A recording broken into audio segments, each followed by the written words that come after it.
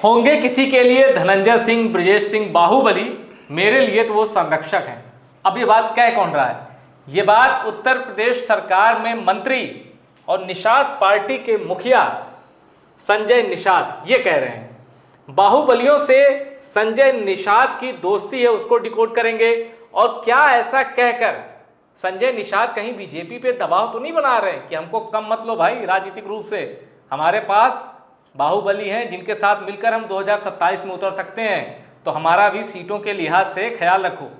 इस पूरी मिस्ट्री को डिकोड करेंगे और ये भी जानेंगे कि आखिर उत्तर प्रदेश की सियासत में धनंजय सिंह का फैक्टर क्या है, ब्रजेश सिंह का फैक्टर क्या है और निषाद पार्टी का बाहुबली कनेक्शन क्या रहा है। इस पूरी चर्चा में मेरे साथ जुड़ गए हैं अभिषेक उपाध्याय जी। अभिषेक जी, सबसे पहले तो आप ये बताइए कि इनको ये कहने की नौबत क्या क्यों आ गई कि मेरे संरक्षक हैं धनंजय सिंह और ब्रजेश सिंह? आप तस्वीर देखिए, हाथ जोड़े खड़े हुए हैं संजय निषाद। ये हाथ जो है उन्होंने जोड़ रखा है ब्रजेश सिंह और धनंजय सिंह के आगे, इसमें कोई दो राय नहीं है। और ये ऐसे नहीं कह रहे हैं, इसके पीछे एक बहुत ही क्लियर सोच है और इन्हीं की नहीं है। ये यूपी में रीजनल पार्टियों के साथ में ये है। रीजनल पार्टियां जो हैं वो छोटी पार्टियां, निषाद पार्टी, राजभर पार्टी, उनके साथ ये है कि उनको दो ही क्राइटेरिया है उनके लिए। नंबर एक क्राइटेरिया, कौन सीट जिता के दे सकता है, नंबर एक। दूसरा, कौन मदद कर सकता है। अब मदद मैं कह रहा हूँ हर तरह की मदद, समझ लेना मदद, अब बहुत मदद को विस्तार ना दिया जाए क्योंकि दर्शक भी समझ रहे होंगे कि मदद में क्या क्या आता है। मदद कर सकता है सक्षम, जो सक्षम कैंडिडेट हो, तो बाहुबलियों से बड़ा सक्षम और कौन होगा। तो ऐसे में अगर संजय निषाद की बात कहा है तो उन्होंने बहुत सच्चाई बयां की है। मतलब अगर आसान भाषा में कहें तो संजय निषाद की तारीफ करनी चाहिए कि उन्होंने जो दिल में था वो सामने रख दिया। और आप संजय निषाद ही क्यों, आप देखिए संजय निषाद के अलावा भी ये एक सिलसिला है। छोटी पार्टियां, मतलब ऐसा नहीं है, बड़ी पार्टियों ने भी खूब बाहुबलियों को लिया है, डीपी यादव से लेकर के और मुख्तार अंसारी, अतीक अहमद बड़ी बड़ी पार्टियों में रहे हैं। छोटी पार्टियों में ऐसा नहीं रहे। इनफैक्ट बीजेपी ने भी मुलायम सिंह के खिलाफ तहसीलदार सिंह को टिकट दिया था, आपको याद है? तहसीलदार सिंह को खुद लड़ा है, डीपी यादव को लड़ाया है, लेकिन तहसीलदार सिंह तो डाकू, चर्चित डाकू और क्या नाम है, समर्पण करके मेन स्ट्रीम में तहसीलदार सिंह आए हुए थे।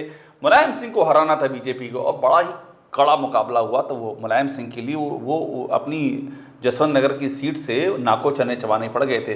तो तहसीलदार सिंह को बीजेपी ने टिकट दिया हुआ है। तो ये एक पुरानी परंपरा है, लेकिन छोटी पार्टियां हैं वहां ये जमकर के होता है। अब देखिए, ये जो बात कह रहे हैं इसके पीछे एक बैकग्राउंड है। बैकग्राउंड ये है कि जब से निषाद पार्टी बनी है और जब से ये मैदान में उतरे हैं, आप 17 की बात कीजिए, 22 की बात कीजिए, इनके साथ में ये टैग जुड़ा हुआ है। 17 में विजय मिश्रा इनकी पार्टी चुने गए थे। विजय मिश्रा के बारे में पता होगा जो भी उस भदोही की बेल्ट को जानते हैं, ज्ञानपुर, आप तो हाँ भदोही ज्ञानपुर, हाँ, लेकिन इलाहाबाद तक ताप महसूस होता था। इलाहाबाद के बाहर ताप में से, इलाहाबाद नहीं लखनऊ तक ताप महसूस होता था। विजय मिश्रा जो इनफैक्ट ये जो सीरीज आई थी मिर्जापुर सीरीज, उसमें कालीन भैया का जो जिक्र आता है। अच्छा। तो ये भी कहा जाता है कि कालीन भैया ये विजय मिश्रा ही हैं। जिस तरह से विजय मिश्रा का पूरा राज काज रहा है और जिस तरह से विजय मिश्रा की तूती बोलती थी, सोचिए निर्दलीय भी जीते, निषाद पार्टी से भी जीते और उस दौर में जीते जब एक तरह से पूरा उस इलाके में गैंगवार चल रहा था। तो विजय मिश्रा भी निषाद पार्टी के टिकट पर आए हुए हैं। तो इस तरह से अलग अलग पार्टियां इनके लिए जीत की गारंटी है और संरक्षण की भी गारंटी है। और जो मैंने मदद की बात कही आपसे, हर तरह की मदद की भी गारंटी है। तो ये खबरें हैं उनके संजय निषाद के इंटरव्यू के बाद। संजय निषाद के सिंबल पर उतर सकते हैं बाहुबली, धनंजय और ब्रजेश सिंह। 2027 की ये कैसी तैयारी, असल में ये कैसी तैयारी है, जितना विवादास्पद बयान है मेरे ख्याल से आप इसको उतना साफगोई से दिया गया बयान बता। हाँ, बहुत ईमानदारी से बयान दिया है उन्होंने ये कह दिया है कि हाँ हम देते हैं बाहुबलियों को, हमारे संरक्षण दाता। आप सोचिए, मतलब मैंने ओम प्रकाश राजभर का इंटरव्यू किया है, तो मैंने जब इंटरव्यू किया था तो उनसे पूछा था मुख्तार अंसारी के बारे में, और ये 2022 का इलेक्शन चल रहा था और मुख्तार अंसारी उस समय जेल में थे और ओम प्रकाश राजभर समाजवादी पार्टी के साथ में थे। तो ओम प्रकाश राजभर ने ऑन रिकॉर्ड कहा था कि मुख्तार अंसारी मेरे मित्र हैं और मुख्तार अंसारी गरीबों के मसीहा हैं। मुख्तार अंसारी के मरने के बाद भी उन्होंने ये बात कही थी। बीजेपी के मंत्री होते हुए कह दिया था कि वो तो गरीबों के मसीहा हैं और क्रांतिकारी, ये सब बोल गए थे। बड़ा उसको लेकर के हंगामा बाद में हुआ था। तो ये एक फैक्ट है। तो तब भी मैं आपको जो बता रहा था कि तब उन्होंने मुझसे कहा कि मैं दे रहा हूँ टिकट मुख्तार अंसारी के बेटे को, अब्बास अंसारी को, तो मैं दूंगा, वो मेरे मित्र हैं। और यही नहीं, यहाँ तक कह दिया कि ब्रजेश सिंह भी मेरे मित्र हैं। माफिया होंगे भाई, जब तक उनका क्राइटेरिया एकदम क्लियर है कि जब तक ये जो रिप्रेजेंटेशन ऑफ पीपुल एक्ट है, जो कि आपको चुनाव लड़ने की आज़ादी देता है, जब तक आप चुनाव में पर्चा भर सकते हैं तब तक कोई माफिया नहीं है, तब तक आप प्रत्याशी और मैं प्रत्याशियों के साथ खड़ा हूं। तो ये छोटी पार्टियों में साफ गोई होती है। बड़ी पार्टियां बड़ी बड़ी बातें करेंगे, अवॉइड करेंगे उस सवाल को। छोटी पार्टियां डंके की चोट पर बोलती हैं, हाँ दे दिया है टिकट, बताओ क्या बोलना है तुमको, ये स्थिति है। चलिए फिर उसी खबर के सिलसिले में आगे देखते हैं और क्या है ये मिस्ट्री बताइए, क्योंकि अक्सर मैंने हालिया प्रेस कॉन्फ्रेंस भी सुनी है जिसमें लॉ एंड ऑर्डर को लेके अखिलेश यादव योगी आदित्यनाथ की सरकार पर हमलावर रहते हैं और कहते हैं कि सजाती जो जिनके खिलाफ एक्शन होना चाहिए नहीं हुआ। वो नाम तो नहीं लेते पर उनका इशारा हर कोई जानता है धनंजय सिंह की ओर होता है। अब ये देखिए, ये एक वीडियो कुछ दिन पहले वायरल हुआ था, कुछ महीने पहले, तो माना गया कि अब इनके रिश्ते पटरी पे आ रहे हैं। कैसे? इस वीडियो के पहले एक और कांड हुआ था, ये वीडियो मुझे ख्याल है, इस वीडियो के पहले एक क्रिकेट मैच हो रहा था। हाँ, धनंजय आज तक वो पीसी में अखिलेश यादव बोलते हैं। और धनंजय सिंह को तलाशा जा रहा था उस समय, धनंजय सिंह कहाँ है, ये हो रहा था कि पुलिस ढूंढ नहीं पा रही धनंजय सिंह कहाँ है, और धनंजय सिंह क्रिकेट मैच खेलते हुए पाए गए। तो वो वीडियो आया, अखिलेश यादव ने उस समय नाम तब भी नहीं लिया था, लेकिन क्लियर था कि भाई ये कौन क्रिकेट खेल रहे हैं, यूपी की पुलिस क्या कर रही है। और उसके बाद जब एक शादी में मिले धनंजय सिंह तो ये तस्वीर आई और बड़ी चर्चा हुई, लोगों ने कहा ये क्या हो रहा है। लेकिन मैं आपको बता रहा हूँ यहाँ भी कहानी बहुत ही क्लियर है। देखिए क्या है कि बाहुबली और पॉलिटिक्स, उत्तर प्रदेश की बात करें ना या बिहार की बात कर लें, दो की बात फिलहाल कर लेते हैं, वो समझ लीजिए चोली दामन का साथ है। मतलब ये सिर्फ कहने की बातें होती हैं कि यार ये बाहुबली, हम इससे दूर रहेंगे। लेकिन आप, मैं एक एग्जाम्पल ले, हरिशंकर तिवारी का देखिए। हरिशंकर तिवारी की खूबी आप देखिए, पहले बाहुबली जेल में रहते हुए चुनाव जिन्होंने जीता, 1985 पहला चुनाव जीता जेल में रहते हुए, वो पहला बाहुबली जिसके लिए गैंगस्टर एक्ट लाया गया। वीर बहादुर सिंह उस समय यूपी के सीएम थे और वो भी गोरखपुर से आते थे, तो गैंगस्टर एक्ट पहली बार लाया गया हरिशंकर तिवारी के लिए। सब बातें हो गई। शिव प्रकाश शुक्ला हरिशंकर तिवारी का चेला जिसने वीरेंद्र शाही को सरेआम लखनऊ में मार दिया। मतलब अगर गुरु के लिए गैंगस्टर एक्ट लाया गया तो शिव प्रकाश शुक्ला के लिए एसटीएफ लाई गई और उसी शिव प्रकाश शुक्ला से हरिशंकर तिवारी की जान को खतरा हो गया था। ये भी एक सच्चाई है। लेकिन आप कहानी देखिए, इस सब बैकग्राउंड के बाद होता क्या है। हरिशंकर तिवारी कांग्रेस सरकार में मंत्री, हरिशंकर तिवारी सपा सरकार में मंत्री, हरिशंकर तिवारी बसपा सरकार में मंत्री, मतलब किस, और कल्याण सिंह की सरकार में मंत्री। हाँ, कल्याण सिंह सरकार। इनफैक्ट लोकतांत्रिक कांग्रेस को तोड़ने वाले हरिशंकर तिवारी थे। जो जरूरत थी कल्याण सिंह को कि उनको विधायक आ जाएं, भाई 33 विधायक कांग्रेस के थे, 22 विधायक ने तोड़ करके लोकतांत्रिक कांग्रेस बना ली, तो उसमें मेन पंडित जी मेन अगुवाई कर रहे थे हरिशंकर तिवारी, तो कल्याण सिंह की सरकार में मंत्री हो गए। तो आप, मतलब मैं वही कह रहा हूं। और आपको एक छोटा सा एग्जाम्पल और दे दूं, सूरज भान के नाम से कौन नहीं वाकिफ होगा। सूरज भान का नाम मोकामा के सूरज भान, जहां से अनंत सिंह आते हैं, फिर वायरल है, पत्नी लड़ रही है चुनाव, क्योंकि खुद कन्विक्ट हो गए हैं, कन्विक्ट नहीं होते तो खुद लड़ रहे होते। सूरज भान का रिश्ता यूपी से भी है, और रिश्ता इसलिए भी होता है कि यूपी में जो गोरखपुर का रेलवे है, नॉर्थ ईस्टर्न रेलवे, वहां पर स्क्रैप का ठेका उठता है। अब उस स्क्रैप के ठेके के लिए वो मार होती थी उस जमाने में, 90 का दशक था बाहुबलियों में, क्योंकि गोरखपुर का उस समय जो विस्तार था, बिहार में समस्तीपुर तक के ठेके गोरखपुर के जोन में आते थे, नॉर्थ वेस्टर्न जोन में आते थे, तो सबको गोरखपुर आना होता था। और स्क्रैप का ठेका इतना बड़ा, उसमें पैसा, तो आप समझ लीजिए कि बिहार के सूरज भान सिंह भी लगे हैं उसके लिए, हरिशंकर तिवारी भी लगे हैं, वीरेंद्र शाही भी लगे हैं। और होता ये है कि शिव प्रकाश शुक्ला और सूरज भान की दोस्ती हो जाती है, शिव प्रकाश शुक्ला उनका शिष्य हो जाता है, पूरा संरक्षण देते हैं। और आप सोचिए कि जरूरत क्या होती है बाहुबलियों की इस राजनीति में। जरूरत ऐसी होती है कि बिहार में एक मंत्री ब्रिज बिहारी प्रसाद होते हैं, लालू प्रसाद यादव की सरकार में। ब्रिज बिहारी प्रसाद भी बहुत अव्वल दर्जे के वो बाहुबली होते हैं। वो मुन्ना शुक्ला के दो भाइयों की हत्या कराते हैं। मुन्ना शुक्ला भी बिहार के इन्हीं बाहुबलियों से, उनके दो भाई भुटकन शुक्ला और छुट्टन शुक्ला, उनकी ब्रिज बिहारी प्रसाद हत्या करा देते हैं। अब मुन्ना शुक्ला को मारना है ब्रिज बिहारी प्रसाद को, सूरज भान भी ब्रिज बिहारी प्रसाद के दुश्मन है, उनको भी मारना है ब्रिज बिहारी प्रसाद को। तो करना क्या है, एक शूटर चाहिए। शूटर किसे ढूंढा गया? शिव प्रकाश शुक्ला को। शिव प्रकाश शुक्ला से बड़ा शूटर कौन था?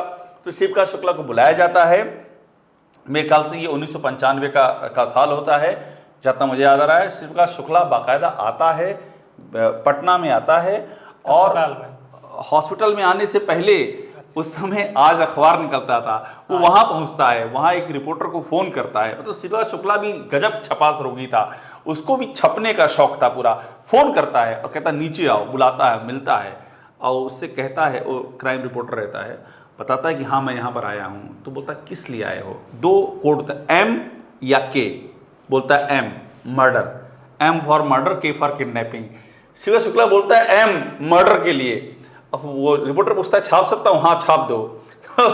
रिपोर्टर आज भी छापता है शिवा शुक्ला पटना में। और अगले दिन पटना का जो हॉस्पिटल है, सरकारी हॉस्पिटल, वहाँ ब्रिज बिहारी प्रसाद को सिक्योरिटी के बीच में गोलियों से भून दिया जाता है। तो ये एक तरह का आप मान बाहुबलियों का पॉलिटिक्स में ये इस्तेमाल है। और एक छोटी सी बात आपको और बता दूं कि जब वो मुलायम सिंह ने, आपको याद होगा ना, जब तोड़ा था बसपा को, जब 2003 में मुलायम सिंह बने थे, तो बसपा टूटी थी। पहले 13 आए और 13 के बाद मेरे ख्याल से 33 उसके बाद फिर और आए। और बीच में जब ये 3 की बात है, और बात कर लीजिए 1998 की, जब जगदम्बिका पाल बन गए थे एक दिन के लिए मुख्यमंत्री, तो इन दोनों ही मौक़ों पर इन बाहुबलियों ने बड़ा योगदान दिया था कि इतने विधायक चाहिए तो आपको मिलेंगे। मतलब मुझे तो यहाँ तक याद है, नाम लेना ठीक नहीं, बाहुबली ने उठा लिया था विधायकों को कि विधायक आपको सप्लाई हो जाएंगे एन मौके पर, वो आपके पक्ष में वोट देंगे, ये एकदम तय कर दिया था विधायकों ने, यहाँ तक हो गया था। तो ऐसे ऐसे इस्तेमाल हुए हैं बाहुबलियों के। इसलिए ये जो आप तस्वीर देख रहे हैं, तस्वीर वही है कि अखिलेश यादव कुछ भी कहें, लेकिन उनको मालूम है कि सत्ता का अर्थगणित ऐसा, अर्थमेटिक ऐसा है, और इन बाहुबलियों का कोई पॉलिटिकल प्रतिबद्धता नहीं है। आज बीजेपी के हैं, सरकार बदलेगी, कल ही सपा के हो जाएंगे, बदलेगी फिर ये बसपा। धनंजय सिंह हैं, ये अखिलेश यादव साथ में, ये बसपा से रह चुके हैं सांसद। आजकल ये योगी, बताया जाता है कि योगी आदित्यनाथ के शासनकाल में धनंजय सिंह के बारे में आरोप लगते हैं कि इनको पूरा संरक्षण है, इन पे आरोप लगते हैं, उन पे कोई एक्शन नहीं हो रहा है। तो बाहुबली सत्ता का होता है, और सत्ता को मालूम है कि बाहुबली चाहिए उसको।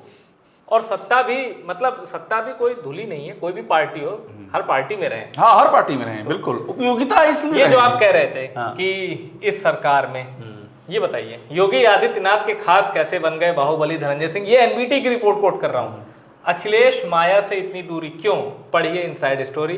तो ये क्या ये दूरी अभी भी मायावती से भी दूरी हो गई? देखिए वजह है इसकी, बहुत क्लियर सी वजह है। बाहुबलियों के साथ एक मजबूरी होती है कि जो पार्टी सत्ता में रहेगी उससे बना के रखना है। आप धनंजय सिंह की बात देखिए, 2024 का चुनाव याद कीजिए, कन्विक्ट हो गए थे लोकसभा चुनाव के ठीक पहले। अपनी पत्नी का इन्होंने कैंडिडेचर घोषित कर दिया। वहाँ से कृपा शंकर सिंह लड़ रहे थे बीजेपी से, बाबू सिंह कुशवाहा लड़ रहे थे समाजवादी पार्टी से। मामला फंस गया। जब इन्होंने अपनी पत्नी का कैंडिडेचर घोषित कर दिया तो मामला फंस गया। अब उसमें हुआ क्या कि कुछ दिन पहले ही इलेक्शन के ये कन्विक्ट हो गए, और फिर इनकी जमानत भी हो गई, बाहर आ गए। बाहर आने के बाद पहला ऐलान ये किया कि मेरी पत्नी नहीं लड़ेंगी और मैं कृपा शंकर सिंह बीजेपी को समर्थन दे रहा हूँ, ये इन्होंने किया। तो आप इससे यूँ समझ लीजिए कि सत्ता को बाहुबलियों की ज़रूरत होती है। अब योगी आदित्यनाथ के करीबी क्यों हैं, ये जो बात कही जा रही है, देखिए इसके पीछे एक परसेप्शन है, और ये कहा जाता है कि योगी आदित्यनाथ के बारे में एक परसेप्शन ये कि माफियाओं के खिलाफ कार्रवाई की है, मगर उसका काउंटर ये है कि माफिया कौन? एक खास धर्म के बिलोंग करने वाले बाहुबली, उनके खिलाफ आपने एक्शन लिया है, लेकिन दूसरी ओर कहाँ एक्शन नहीं लिया है आपने, ये सवाल भी उठता है। और क्यों नहीं लिया है आपने, ये सवाल उठता है। और इस पर तो अखिलेश यादव भी गिर चुके हैं, यही गिनाते हैं, यही गिनाते हैं, वो बताते हाँ। हैं, अखिलेश यादव कहते हैं कि आपने अपने स्वजाति माफियाओं पर क्या किया, यही पूछते हैं अखिलेश यादव। अब आप सोचिए, अखिलेश यादव की भी आपने दिखाई थी फोटो धनंजय सिंह के साथ में, और अखिलेश यादव ये सवाल भी उठाते हैं कि योगी आदित्यनाथ यहाँ क्यों नहीं एक्शन लेते हैं। तो कहानी वही है कि बाहुबलियों को मतलब हमें उनके खिलाफ दिखना भी है और खिलाफ होना भी नहीं है। ये बड़ा ही ट्रिकी सिचुएशन है अपने आप में। एक ये भी बड़ा एक इंटरेस्टिंग जानकारी है। धनंजय सिंह ने खुद एक इंटरव्यू में बताया था कि मठ के चलते उनकी सीएम योगी आदित्यनाथ से पहचान हुई। 1991 की ये बात है, जब योगी आदित्यनाथ मठाधीश नहीं थे। धनंजय सिंह बाबा अवैधनाथ के समय में 1991 के दौर से ही मठ से जुड़ गए थे। धनंजय सिंह तभी योगी आदित्यनाथ के गुरु बाबा अवैधनाथ के शिष्य बन गए थे, यानी गुरु भाई वाला रिश्ता यहाँ है। और ये देखिए जो आप बात करते हैं ना, पिछले साल ये जबकि रिपोर्ट है, इनाम घोषित होने के बाद आराम से क्रिकेट खेलते हुए धनंजय सिंह काफी मशहूर हुए थे। अखिलेश यादव ने धनंजय सिंह की गिरफ्तारी ना होने पर इसे मुद्दा बनाया था। अब ये देखिए इसका काउंटर भी है। धनंजय सिंह कहते हैं जब ये बात हो रही थी कि सजाती पे एक्शन नहीं लेते हैं, सजाती बाहुबलियों पे जिनके खिलाफ मामले हैं, तो धनंजय सिंह ने कहा था मेरे खिलाफ फर्जी मुकदमे भी सपा सरकार में दर्ज कराए गए और अखिलेश यादव ना करें ये सजाती वाली बात। ये इन्होंने इसका जवाब दिया था। अब ये बताइए, ये जो एक बैटल हमें देखने को मिल रही थी, ये होते होते रह गई, कोर्ट आ गया बीच में। वरना क्या ये बात सच है कि मुख्तार अंसारी के गढ़ में ब्रजेश सिंह चुनाव लड़ने वाले थे? ये 100% सच है। और ये मैं तो आपको अपने हवाले से कह रहा हूँ, चूँकि मेरी सारे किरदार से बात हुई थी। मैं नाम नहीं ले सकता हूँ, मगर इतना बता सकता हूँ जितने भी किरदार हैं सबसे मेरी बात हुई थी, पूरी तैयारी थी। तो किस पार्टी से उतरते? पूरी संभावना थी कि ओम प्रकाश राजभर की सुहेल देव भारतीय समाज पार्टी के प्रत्याशी बन करके उतरते। अब आप विडंबना देखिए, जिसकी सीट उस समय रिक्त हुई थी अब्बास अंसारी, वो भी राजभर की पार्टी से विधायक, और उनके धुर प्रतिद्वंदी ब्रजेश सिंह, वो भी राजभर की पार्टी से नॉमिनेशन भरते। ये बात हो गई थी, 100% तय था ये। और मैंने ये एक सवाल उठा भी था, एक बार मैंने आपको बताया ना, ओम प्रकाश राजभर से मैंने पूछा भी था, तो उन्होंने यही लाइन, एक वाक्य में दोनों बातें कही थी कि मुख्तार अंसारी और ब्रजेश सिंह दोनों ही हमारे अजीज हैं, हमारे मित्र हैं। ऑन रिकॉर्ड कहा था। अच्छा। देखिए, ओम प्रकाश राजभर की खूबसूरती है, वो दिल की बात जुबान पे ले आते हैं, जो भी मन में आया बोल देते हैं। ये उनकी स्टाइल ऑफ पॉलिटिक्स। दिल में बात आ ही नहीं पाती, सीधे जुबान पे आती है। मतलब आप अगर इसका कोई मैं उदाहरण देखूं कौन है, तो मुझे वर्ल्ड राजनीति में जाकर के डोनाल्ड ट्रंप को पकड़ना पड़ता है कि फिर ट्रंप ही है कि जो मुंह में आया बोल दिया, सोचना ही नहीं है। अच्छा, एक चीज बताइए, जैसे क्या इन दोनों परिवारों में, इन दोनों शख्सियत में एक है एक नहीं है? इनकी फैमिली की बात करूं तो नॉर्मल हो चुका है या अदावत अभी भी है? नहीं, देखिए, अदावत है, इसमें दो राय नहीं, लेकिन अब अदावत की शक्ल बदल गई है। अब वो कोई उस तरह का, पहले का ज़माना आप याद कीजिए, बाकायदा खूरंजी दुश्मनी चलती थी, कितनी एक दूसरे पर अटेम्प्ट किए गए मारने के। ऊसर चट्टी में इधर से अटेम्प्ट हुआ मारने का, ऊसर चट्टी वाला केस अभी भी चल रहा है। बाल बाल बच गए मुख्तार अंसारी, चूँकि रेलवे लाइन जो है वो एक बस चल रही थी, और वो बस मतलब ऐसा चल रहा था कि मुख्तार अंसारी का काफिला, उसके आगे एक बस और पीछे गाड़ी। उस बस में ब्रजेश सिंह के लोग, मुख्तार अंसारी का काफिला और पीछे ब्रजेश सिंह गाड़ी। रेलवे लाइन क्रॉस कर गई वो बस, और रेलवे की जो क्रॉसिंग होती है वो गिर गई। तो अब क्या रहा कि फाटक गिर गया वहां पर। अब मुख्तार अंसारी और ब्रजेश सिंह, और उसके बाद निकल के फायरिंग कर दी ब्रजेश सिंह ने और तमाम लोगों ने, जो ये आरोप है उसमें। अब उसमें वो बैकअप नहीं मिल पाया जो मिलना चाहिए था। ब्रजेश इस सब में लगी, शायद गोली लगी थी, एक पैर वैर में लगी थी मुख्तार, लेकिन मुख्तार अंसारी वहां से बच गए। अब मुख्तार अंसारी ने भी अटेम्प्ट किया, ऐसा नहीं कि अटेम्प्ट नहीं किया है। मतलब जो कृष्णानंद राय की जो हत्या 2005 में की गई थी, 2002 में कृष्णानंद राय विधायक बन गए थे, वो कृष्णानंद राय बहुत ही करीबी थे ब्रजेश सिंह के। मतलब कहा जाता था कि ब्रजेश सिंह का पॉलिटिकल अगर कोई संरक्षण था तो कृष्णानंद राय था। कृष्णानंद राय की हत्या का आरोप मुख्तार अंसारी पर, और किस तरह से AK-47 का इस्तेमाल किया गया था और गोलियों से छलनी कर दिया था कृष्णानंद राय को। तो ये सब उस दौर की कहानी थी। उस दौर में ठेकों के लिए लड़ाई, कोयला माफिया, आप देखिए बात कोयला माफिया में झारखंड में तक जाती थी, झरिया तक जाती थी। सूरदेव सिंह उस जमाने में हुआ करते थे, उनका भी एक पूरा जलवा हुआ करता था। गैंग ऑफ वासेपुर, ब्रजेश सिंह के वहाँ भी अच्छे रिश्ते थे। ब्रजेश सिंह का कारोबार उड़ीसा और बंगाल तक फैला हुआ था, जो हम पढ़ते आ रहे हैं। मुख्तार अंसारी का पैरेलल चलता था, अब वो नहीं रह गया है, अब वो खत्म हो गया है। लेकिन अदावत तो है, अदावत है, और अदावत की वजह ये भी है कि मुख्तार अंसारी के जो परिवार हैं उनको ये लगता है कि अब तो ब्रजेश सिंह को पूरा संरक्षण है गवर्नमेंट का, हमारे पास तो कुछ नहीं, हम पर सारी एक्शंस हो रहे हैं, हमारी प्रॉपर्टी अटैच की जा रही है, पूरा परिवार जो है वो अंदर जाता है बाहर आता है, तमाम मुकदमे लाद दिए, ब्रजेश सिंह पर एक्शन नहीं होता है। ब्रजेश सिंह की फैमिली का मानना है, ब्रजेश सिंह का ये मानना है कि भाई हम तो क्लीन हैं, हमारे ऊपर ऐसा कोई केस ही नहीं है। जो रंजिश यहाँ पर थी, मतलब जो ब्रजेश सिंह के एंड पे मानना है, वो रंजिश ये थे कि पिता की हत्या की गई थी, रविंद्र सिंह की पिता की हत्या की गई थी। उस हत्या का बदला लेने के लिए ब्रजेश सिंह को बंदूक उठानी पड़ी थी, लेकिन बाकी आपराधिक जो ट्रैक रिकॉर्ड है वो नहीं है। ये इस एंड पे ये कहना है, इस एंड पे कुछ और कहना है। तो ये आपस की एक है, लेकिन अब ये बातें पॉलिटिकल हो गई हैं, अब क्राइम से हट गई हैं। और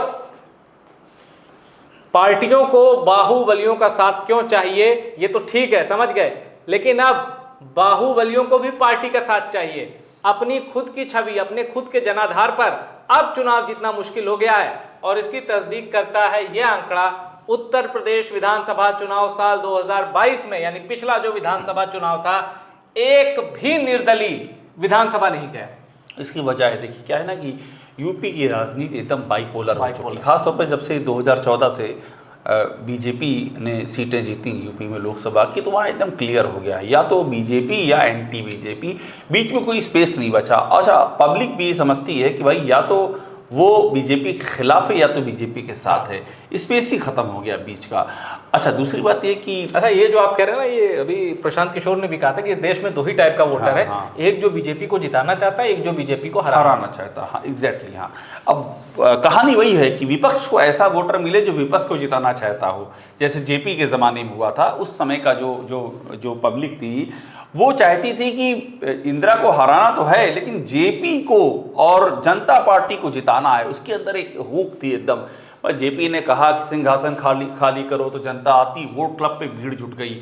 और आप सोचिए लड़ाई कहाँ से शुरू हुई। नवनिर्माण आंदोलन गुजरात में हुआ, दिसंबर 1973 की बात है। छात्रों का आंदोलन, छात्रों का 1973 की बात है। और वो फैला फरवरी 1974 में। चिमन भाई पटेल वहाँ के सीएम को इस्तीफा देना पड़ा, और फिर वो बिहार में आ गया मार्च में। और जब बिहार में आया तो ये सब छात्र जेपी के पास गए और कहे कि आप तो संन्यास ले चुके हैं। जेपी ने संन्यास, जब से देश आज़ाद हुआ जेपी ने संन्यास ले लिया था। तो वो आए कि आप माना आप संन्यास ले चुके हैं। बीच में कुछ देर सोशलिस्ट पार्टी के साथ थे सक्रिय, फिर उन्होंने कहा हाँ, मतलब चुनावी राजनीति में नहीं थे। हाँ, वहाँ मार्गदर्शक की भूमिका में ही थे, मगर इतना एक्टिव नहीं थे। तो उनसे कहा कि अब आप आ जाइए, अब आपका मतलब अब आपको देश की जनता के लिए आना ही होगा, अब ये छोड़िए तटस्थता। तो जेपी वहाँ से साथ में आया और जेपी ने नारा दिया समग्र क्रांति, टोटल रिवोल्यूशन, जेपी का नारा जो पटना से दिया गया। और वो बात दिल्ली पहुंची, रामलीला मैदान पहुंची, संपूर्ण क्रांति, सिंहासन खाली करो। तो जेपी के ज़माने में जनता उमड़ पड़ी थी कि जनता पार्टी को जिताना है। अब ये कहा जाता है, जो प्रशांत किशोर ने कहा, और ये एक तरह का फैक्ट भी है कि बीजेपी को हराना इसलिए जो हरा सके उसको वोट दे दो। ये गैप अपोजिशन को भरना होगा। जिस दिन अपोजिशन ये गैप भर लेगा कि हमको अपोजिशन में इस पार्टी को जिताना है, उस दिन राजनीति बदल जाएगी। अच्छा, नगीना की जीत को कैसे देखते हैं? वहां भी बीजेपी को हराना था या चंद्रशेखर को जिताना था? देखिए, नगीना एकदम डिफरेंट थी। नगीना डिफरेंट इसलिए थी कि वहाँ पर एक सहानुभूति की लहर थी चंद्रशेखर के लिए, ज़बरदस्त सहानुभूति की लहर थी। और वो लहर इसलिए भी थी क्योंकि चंद्रशेखर 2022 में गोरखपुर से लड़े थे, बहुत कम वोट पाए थे, पूरी तरह से हारे थे। और चंद्रशेखर की एक्टिव, जिस तरह चंद्रशेखर एक्टिव थे, तमाम जगहों पर जाना, लोगों से मिलना, इजीली एक्सेसिबल होना, एग्रेसिव होकर के बात करना। तो और नगीना में आप जानते हैं दलित और मुस्लिम की आबादी जो है 65-70 के करीब टोटल मिला करके। तो उनको ये लग रहा था कि एक तो ऐसा बंदा हो, और चंद्रशेखर मुसलमानों के हक में भी खुल करके बोलते हैं, कहीं भी वो नहीं करते हैं, लाग लपेट नहीं करते हैं।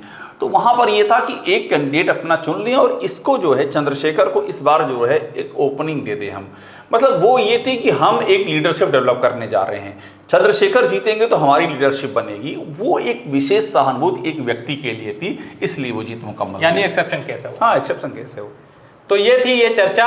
अब इसमें एक चीज़ और बताइए, कुछ और बाहुबली जो आपके दिमाग में आ रहे हो या जिनका 2027 में फर्क पड़ना है, जो निषाद वाले फॉर्मूले में फिट हो जाएं कि भाई जो बीजेपी के साथ नहीं, एसपी के साथ नहीं, बीएसपी के साथ नहीं, आओ निर्दलीय राजभर की नज़र किसी ऐसे बाहुबली पर।